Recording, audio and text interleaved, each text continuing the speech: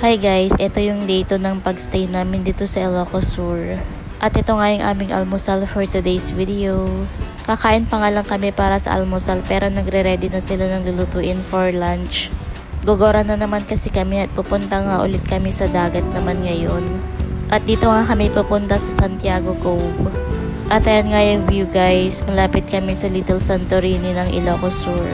Yan yung tinatawag nilang Vitalis Villa kung saan nagtaping si Coco Martin dati sa kanyang palabas na Ang Probinsyano.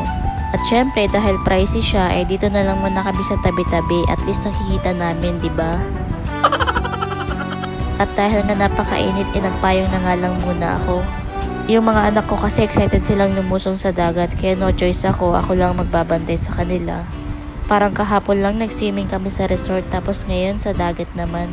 Dumating na nga rin yung mama at tita ng asawa ng kapatid ko at dala na nga nila yung mga pagkain namin for lunch. Nauna na kasi kami dito tapos sila naiwan dahil sila yung nagluto ng aming lunch. Grabe, ang sarap ng palabok, nagustuhan ko siya guys. Tignan nyo naman siya guys, unang tingin pa lang malalaman mo masarap talaga siya. Kaya thank you po sa pagluto mga titas. At eto nga si Tita Mel na napaka-sexy.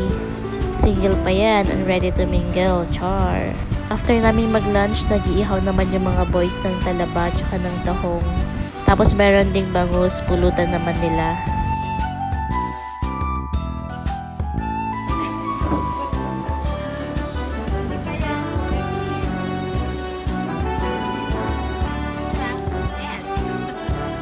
At ayan nga yung kapatid ko tsaka yung pamangkin ko, mauuna na nga silang umuwi ng Pangasinan. Dapat pupunta pa nga kami ng vegan pero sumama yung pakiramdam ng papa ko kaya umuwi na rin kami. Anyway, yun lang for today's video. Bye!